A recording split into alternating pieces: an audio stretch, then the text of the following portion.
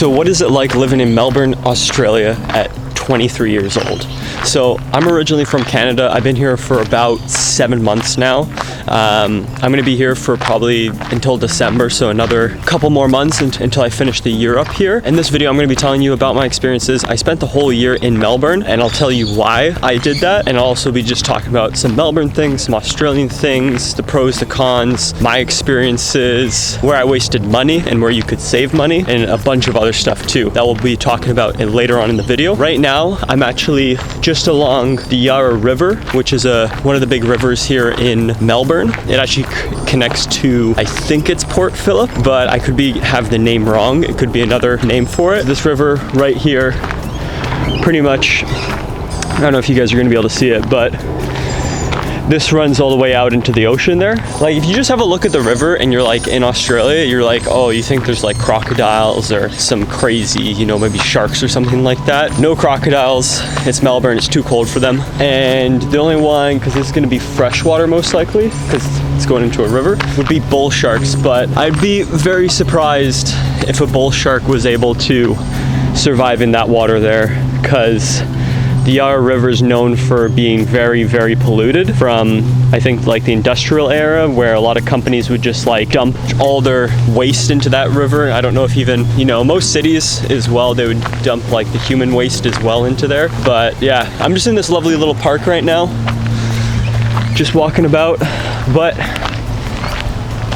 as we are in Melbourne, as what you will commonly do if you do come to Melbourne is you will wake up and you will get a coffee, because the coffee here is so good. I didn't know about the coffee culture in Melbourne before coming here, but the coffee culture here is top notch. Some of the best I've probably experienced in the world. The best coffee I've had was probably in Tenerife, and that was really, really, really good coffee. But I would say the coffee culture here actually beats it. Anyway, what we're gonna do now is we're gonna actually head and go get that cup of coffee, and then we're gonna go to a park, and then I'm gonna sit down and I'm gonna jump into talking about, you know, my experiences and everything that I mentioned at the beginning of the video. So let's do that right now.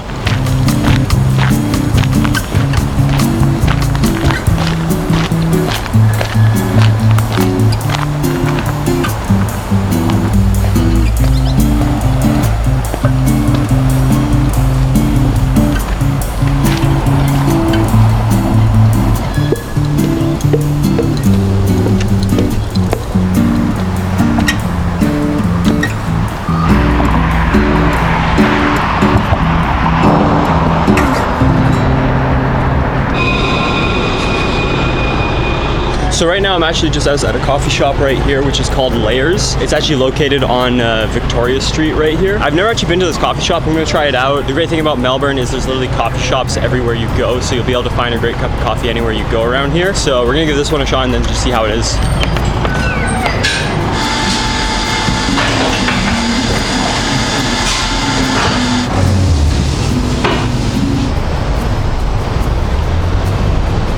Damn.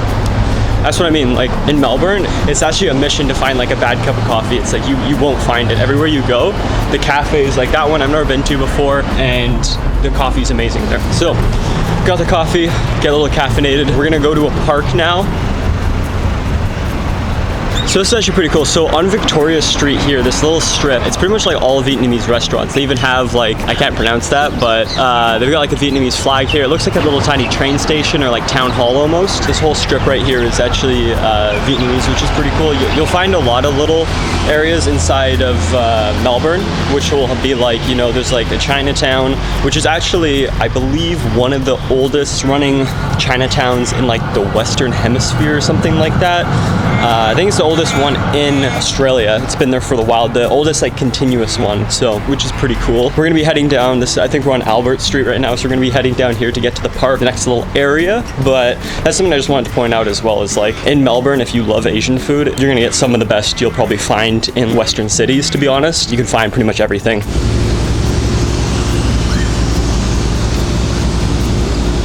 All right, pretty much we are here. I've never been to this park before.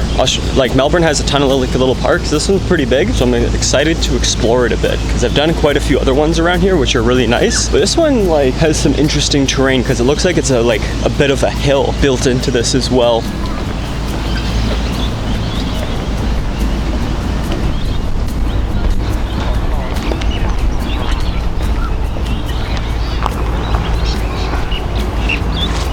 ensure children are supervised while your dogs as they are vulnerable to attack. I'm gonna find a little area to set up here, and then I'll jump into the rest of this video.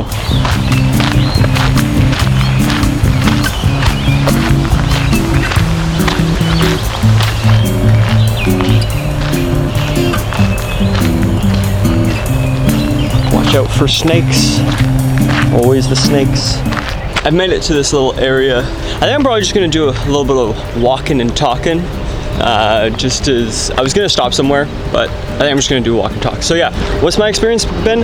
It's been pretty good, to be honest. But I would say the pros and cons. So I'm on a working holiday visa here. I also have a British passport, which with new regulation that'll be coming in 2024, it means I don't have to do the mandatory like 3 months of farm work or whatever you have to do to get your second working holiday visa. That's why I ended up actually just staying in Melbourne. Originally I was gonna go do farm work, but then I found out that I don't have to.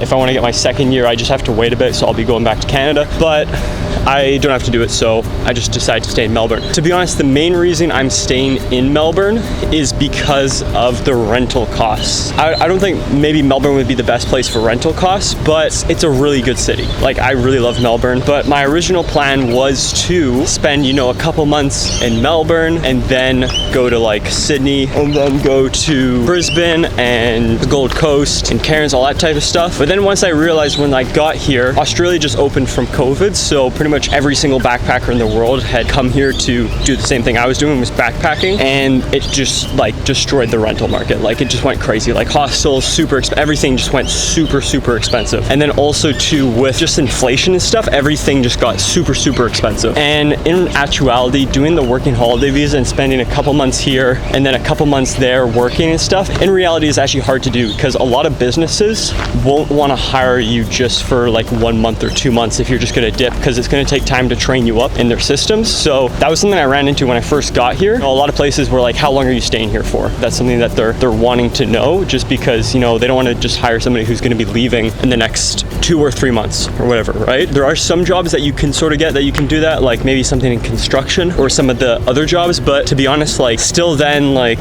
if they have a candidate which is somebody who's going to be staying there longer over you who is going to be staying there a month or two, they're probably going to go with the other person. That was something I noticed. It was sort of a little bit, not super hard, but it was a little bit annoying to get a job. The rental market was crazy, so I was like, you know what, I'll just stay in Melbourne. Ended up staying here for 6 months and then was planning to go back home, and then I was like, you know what, screw it, I'll just do the year out here. I really enjoy this city. Like, it's a really nice city to live in. A lot of beautiful parks, food's good. But yeah, so that's why I pretty much ended up staying in Melbourne. Some other experiences I've had here is if you're solo traveling and maybe you haven't done it before, it is a little bit difficult to build friendships. Well, like long-term friendships. It's really easy to meet people, but it sort of feels like you're always in this phase of just like, you're meeting somebody, you hang out with them for a couple months and then they leave, or, you know, vice versa, you leave, right? The pro about that is you'll meet people and you'll sort of have like friends in different parts of the world, but it's not going to really be the same as like those really close friendships that you have back from home. That's something that I was missing when I first got here. As I was saying, solo traveling, it can be a little bit tough. If you haven't done it before and you're not used to it, which I am, everywhere I've traveled to before, and to be honest, I thought I was somebody who was like, I never got homesick. Like, I'd do different trips, I'd go here, I'd go there, I'd stay places, not for like a really long extended time, but this was the first time, like after the second month in Melbourne, I was like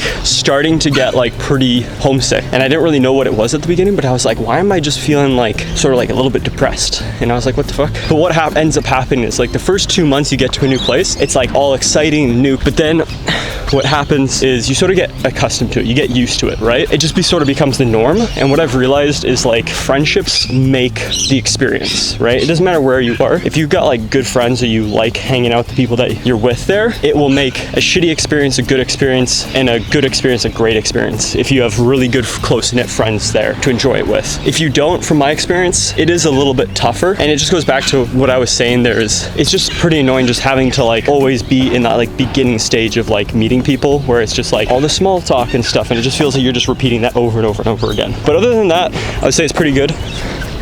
Look at this.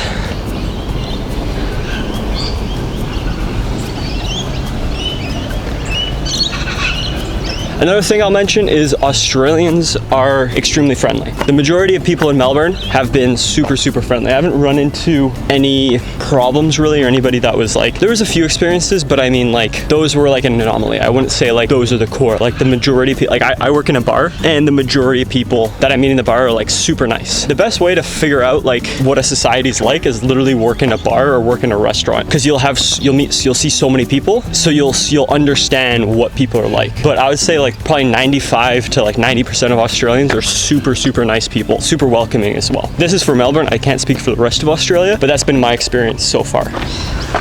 Going uphill. Look at this. It's turned into a cardio vlog day. Good run? So far, mate. Have a good one, man. Yeah, you too.